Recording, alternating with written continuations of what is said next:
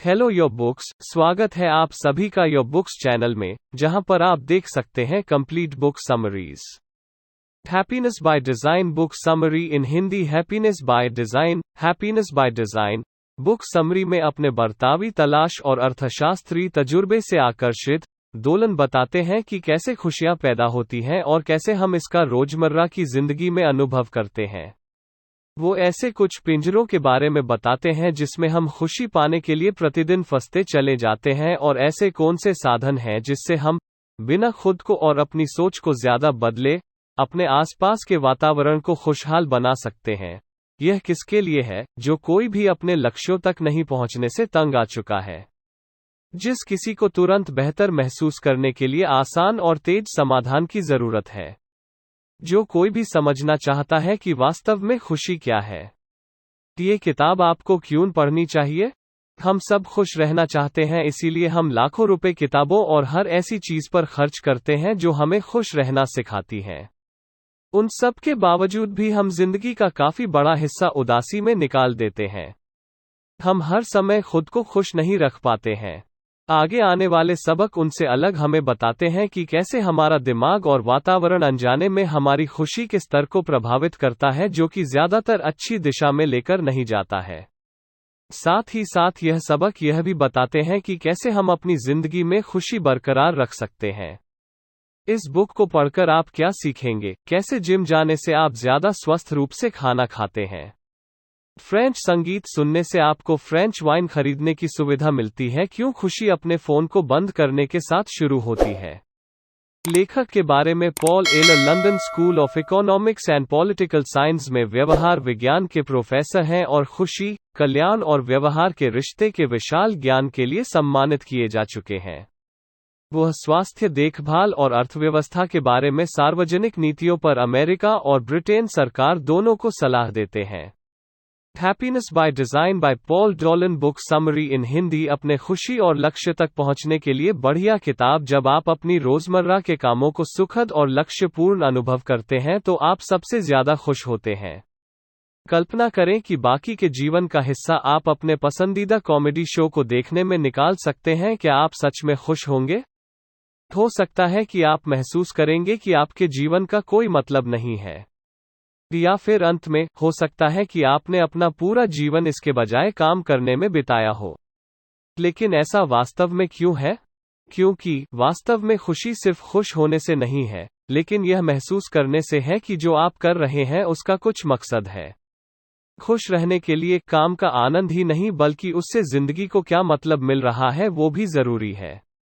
हर दिन आपके जीवन में ऐसे काम होते हैं जो खुशी और लक्ष्य दोनों से पूर्ण होते हैं। एग्जाम्पल के लिए, अपने पसंदीदा टीवी शो को देखना खुशी देता है, जबकि अपने काम के लिए एक शो बनाना लक्ष्य पूरा करता है। अपने दिन का सबसे ज्यादा लाभ उठाने के लिए अपने दिन के उन कामों को जो आपको खुशी देते हैं लक्ष्यपूर्ण कामों से बदल दें। उदाहरण के लिए, आप एक अच्छा दोपहर का भोजन और एक दोस्त के साथ बात करना, या दोपहर की छोटी सैर करना जिससे कि आपको खुशी मिलेगी। दिलचस्प बात यह है कि आप अपने दैनिक जीवन में अधिक खुशी या अधिक उद्देश्य रखना पसंद करते हैं। यह काफी हद तक आप पर निर्भर करता है। सब लोग एक जैसे नहीं होते हैं, इसलिए समझें और करें जो आपको सबसे अच्छा लगता है। आप एक खुशी मशीन भी बन सकते हैं जिसे सिर्फ खुशी से मतलब है, या फिर एक उद्देश्य इंजन बन सकते हैं जो अपने समय को सबसे ज्यादा महत्व देता है। अंत में, खुशी हर पल में खुद के लिए अच्छा महसूस करना है। केवल संतुष्ट होना यह संकेत नहीं देता है कि आप हर दिन खुश हैं, क्योंकि खुशी सामान्य स्थिति के बारे में विचार करना नहीं, बल्कि उस समय में जीना है। खुशी सीधे तौर जो आप करते हैं उससे नहीं, बल्कि जिन बातों, कामों पर आप ध्यान देते हैं उससे होती है।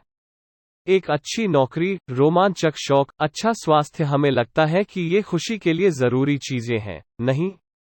जरूर, लेकिन तभी अगर आप वास्तव में उन पर ध्यान देते हैं। एक खुशहाल जीवन जीने के लिए आपको उस चीज पर ध्यान देना जरूरी है जो आपको खुशी देती है। हालांकि जो हमें खुशी देता है उस पर ध्यान देने का सोचना आसान है। जबकि हम खुश महसूस करना पसंद कर सकते हैं, हम में से प्रत्येक एक समय में केवल एक ही चीज के बारे में सोच सकता है। बदकिस्मती से हम अक्सर उस काम के बारे में अच्छे विचारों के बजाय बातों बारे में गलत विचारों पर ध्यान लगाते हैं। हम अपने जीवन की दिनचर्या के बजाय अपरिचितों और सस्ते माल पर अधिक ध्यान देते हैं और बदकिस्मती से हम उन अच्छी चीजों को संजोना भूल जाते हैं जो हम प्रतिदिन करते हैं। पहली बार जब आप अपनी नई कार में सवारी करते हैं तो वास्तव में अच्छा लगता है, लेकिन जल्द ही वो मजा फीका पड़ जाता है। फिर आप ड्राइवर सीट पर उस कॉफी के दाग पर ध्यान लगाने लग जाते हैं। खुश रहना, फिर जो आप करते हैं उसे बदलना नहीं है, बल्कि आप क्या सोचते हैं उस पर ध्यान देना है। यह नियंत्रण करना थोड़ा मुश्किल लग सकता है, लेकिन यह पूरी तरह से प्राप्त करने योग्य है। सबसे पहले, आप जो जानबूझकर करते हैं, उन गलतियों को पहचानें और उन्हें रोकने के लिए कुछ व्यक्तिगत योजनाएं बनाएं। आइए अगले सबक में देखें कि ये गलतियां क्या हैं। आपका व्यवहार और ध्यान काफी हद तक अनजान प्रतिक्रियाओं से संचालित होता है, जिस कारण गलतियां होना स्वाभाविक है। हमने पिछले पाठ में देखा कि हम अक्सर अपने जीवन में उन चीजों की ओर बढ़ते हैं जो हम दुखी करती हैं। क्यों? क्योंकि हम जो करते हैं वो ज्यादातर अनजाने में होता है। आपके मस्तिष्क में दो हिस्से हैं जो जानकारी का विकास करते हैं और पक्का करते हैं कि आपको कैसे व्यवहार करना चाहिए। हिस्सा दो चेतन मस्तिष्क है जिसे आप विचार करने, अच्छी तरह से निर्णय लेने के लिए उपयोग करते हैं। हिस्सा एक, हालांकि, कहीं अधिक प्रभावशाली है। यह हमारे मस्तिष्क का पुरान, आदिम हिस्सा है जो वृत्ति सूझबूझ से नियंत्रित होता है और आवेग और आदत पर काम करता है, जो हमें पूरी तरीके से काम करने में सक्षम बनाता है। यह अक्सर जरूरी होता है क्योंकि आप हमेशा कार की चाबियां एक निश्चित स्थान पर रखते हैं, यह उसे याद रखने में जरूरी होता है। लेकिन इससे हानिकारक निर्णय भी हो सकते हैं। हमारा ध्यान अक्सर नकारात्मक चीजों पर भटकता है क्योंकि हमारे दिमाग का हिस्सा एक हमारे आसपास के वातावरण पर प्रतिक्रिया करता है, जिसके कारण घुटने में झटका लगता है। जानबूझकर इसे जाने बिना, हम क्या सोचते हैं और क्या करते हैं, यह हमारे वातावरण द्वारा बदल दिया जाता है। फ्रेंच और जर्मन वाइन की बिक्री पर किए गए एक अध्ययन में, ग्राहकों को, जब तक वे खरीदारी नहीं करते थे, फ्रेंच अकॉर्डियन संगीत से वाकिफ कराया जाता था। नतीजतन, जर्मन राइन पर फ्रेंच वाइन की 70% बिक्री फ्रांसीसी संगीत के कारण थी। फिर भी केवल 14% ग्राहकों ने इसके बारे में जानकारी होने की सूचना दी। समस्या यह है कि सहज और आवेगी निर्णय हमारे वातावरण द्वारा पैदा होते हैं, कभी कभी हमें उन तरीकों से व्यवहार करने के लिए प्रेरित करते हैं जो वास्तव में हमें खुशी नहीं देते हैं। लक्ष्यों को प्राप्त करने की कोशिश में जिससे आपको खुशी मिलेगी, आप व्यवहार में गिरावट का शिकार होते हैं। कहा जाता है सबको लगता है कि शारीरिक रूप से फिट होने से खुशी मिलेगी, इसलिए आप जिम जाना शुरू करते हैं। फिर, अपने पहले थकाऊ वर्कआउट से घर आते समय, आप अपना पसंदीदा फास्ट फूड होटल में करते हैं रुकने की बजाय, आप अपने आप को एक बड़े, चिकन बर्गर के साथ इनाम देते हैं। क्यों? क्योंकि हमारे अतीत, वर्तमान और भविष्य के निर्णय अलग नहीं हैं, वे एक दूसरे को प्रभावित होते हैं, और हम कभी कभी इससे बेखबर होते हैं। अक्सर, अलग अलग व्यवहार एक ही प्रेरणा से जुड़े होते हैं, उदाहरण के लिए कुछ पाउंड खोने के लिए, और एक व्यवहार में अभिनय करने में आपकी सफलता या विफलता आपके भविष्य के व्यवहार को प्रभावित करती है। इस प्रभाव को व्यवहार स्पिलओवर कहा जाता है। परेशानी यह है, ये व्यवहार काफी हद तक आपके आवेगी हिस्सा एक के कारण है, इसलिए आपको अक्सर पता नहीं चलता है कि यह बहुत देर तक कैसे काम करता है। व्यवहार स्पिल ओवर फायदेमंद हो सकता है और आपको अपने लक्ष्यों तक पहुंचने में मदद कर सकता है। एक अच्छा व्यवहार दूसरे अच्छे व्यवहार को प्रोत्साहित कर सकता है। उदाहरण के लिए, बाथरूम को पूरी तरह से साफ करने के बाद, आप अचानक रसोई से निपटने का निर्णय लेते हैं। या उस होटल में अच्छे भोजन के बाद, आप कुछ कैलोरी जलाने के लिए घर तक चलने का फैसला करते हैं। दुर्भाग्य से, व्यवहार संबंधी स्पिलओवर भी उस तरीके से काम करना मुश्किल बना सकता है जिस तरह से हम जानबूझकर चाहते हैं, जो आमतौर पर अपराध और हताशा की ओर जाता है। इस पाठ के शुरुआत में दिए गए उदाहरण, आप अपने पिछले अच्छे व्यवहार, जिम में वर्कआउट के कारण अपने आप को एक बुरा व्यवहार, एक बड़े बर्गर और फ्राइज का उपभोग करना, के लिए तैयार करते हैं। इससे भी बदतर, एक बुरा निर्णय दूसरे बुरे निर्णय को जन्म दे सकता है। हम सभी ने अनुभव किया है कि पूरे दिन इंटरनेट पर खाना देखने के बाद आप एक स्वस्थ रात का खाना ऑर्डर करते हैं, यह दावा करते हुए, अब कोई मतलब नहीं है, मैं आज पूरा दिन आलसी रहा हूं। आप अक्सर अपनी इच्छाओं और लक्ष्यों को गलत समझते हैं, जिसमें वो कैसे आपकी खुशियों को प्रभावित करता है भी शामिल है। हमारे बहुत सारे निर्णयों और कामों का जरूरी कारण खुश रहना है। हम एक लक्ष्य की ओर ये सोचते हुए भागते हैं कि यह हमें खुशी देगा, पर इस बात को दिमाग में रखना जरूरी है कि आगे आने वाले समय में हम गलतियां कर सकते हैं और इससे हमें बुरा भी लग सकता है, जो कि स्वाभाविक है। जरा सोचिए, जब लोगों को न चल पाना की विकलांगता के बारे में, सोने के बारे में कहा जाता है तो वो सिर्फ उससे होने वाली समस्याओं के बारे में सोचने लगते हैं और बहुत ही जल्दी बुरा और अच्छे की ऊंचाई तक पहुंच जाते हैं। हम कैसे अपने भविष्य के बारे में सोचते हैं दर्शाता है कि कैसे हम अपने अतीत के बारे में सोचते हैं। यह खुशी और दर्द के चरम क्षण हैं जो हमारे साथ सबसे अधिक रहते हैं। अपने मित्र की शादी में जाते हैं और सभी के सामने अपने मुंह के बल गिर जाते हैं। शर्मिंदगी का एक क्षण आपका पूरा दिन खराब कर देता है, और यहां तक कि भविष्य की शादियों में भाग लेने के बारे में आपके स्वभाव को भी बदल देता है। भविष्य की स्थितियों के बारे में ज्यादा चिंता करना आपको अभी खुश होने से रोक सकता है। हम भी अक्सर अपने लिए अनुचित उम्मीदों के साथ लक्ष्य शुरू करते हैं, और जब हम निराश हो जाते हैं तो हम कम के लिए बसना शुरू कर देते हैं, जिससे हमारा रास्ता ज्यादातर दुखी हो जाता है।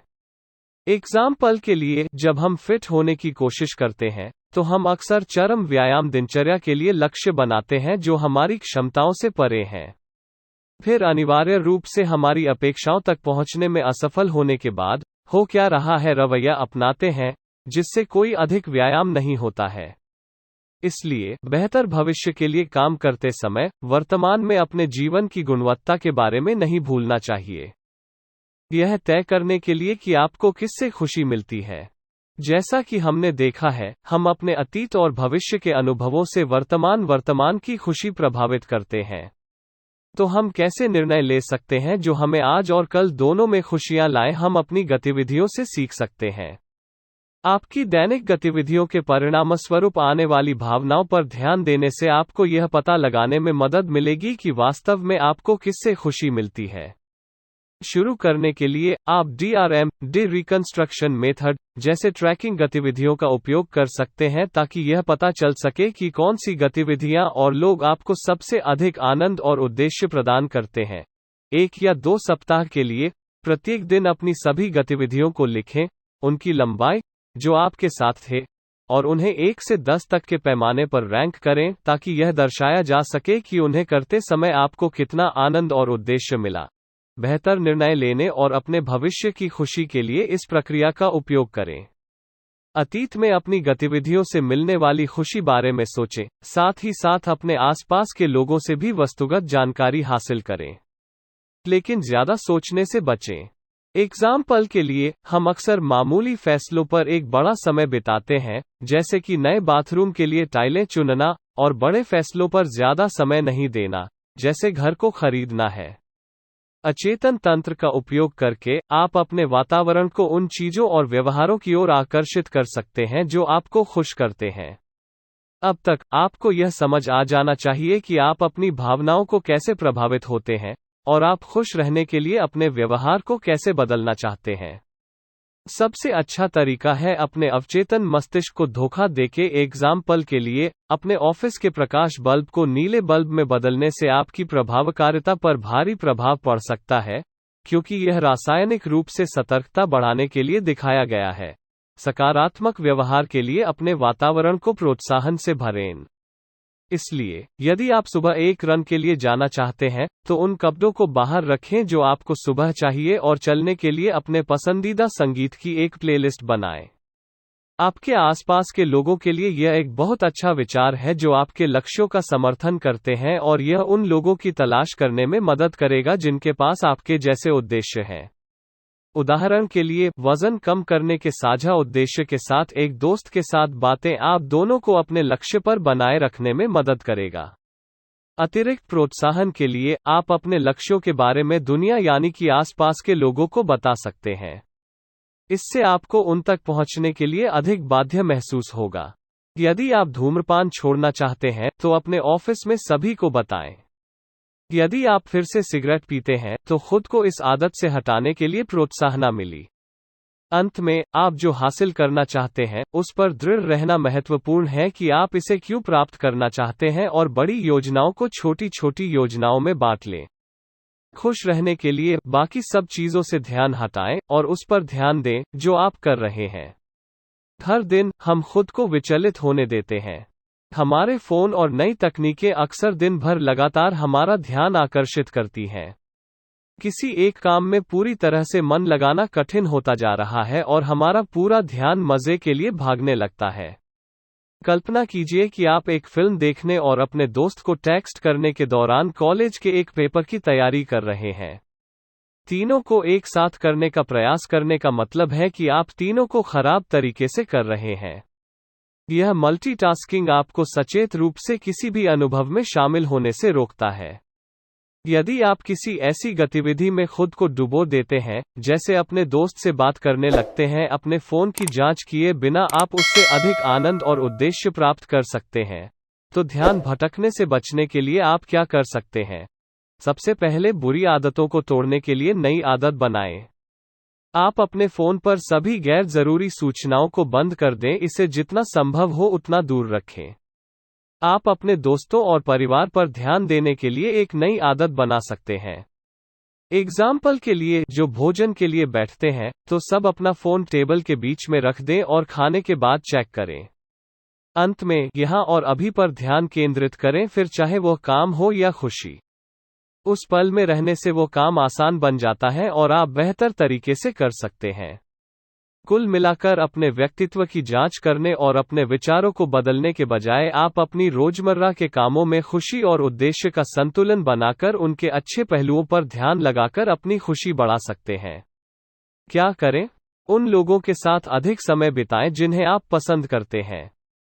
यह उन लोगों के साथ मेलजोल करने के लिए स्पष्ट लग सकता है जिन्हें हम पसंद करते हैं, लेकिन अक्सर हम ऐसे लोगों के साथ घूमते हैं जो हमारे जीवन में मजा या उद्देश्य नहीं लाते हैं। इसलिए, अपने आप को उन लोगों के साथ घेरने का प्रयास करें जो आपके सुख और उद्देश्यों को सामने लाते हैं। दूसरों की देखभाल हमारे भीतर उद्देश्य की एक मजबूत भावना को बढ़ावा देती है। एक अध्ययन से पता चला है कि औसतन लोगों को खुशी तब महसूस हुई जब उन्होंने खुद के बजाय किसी और पर $20 खर्च किए। विचार करें कि आप दूसरों की मदद करने या उन्हें देने के लिए नियमित रूप से क्या कर सकते हैं।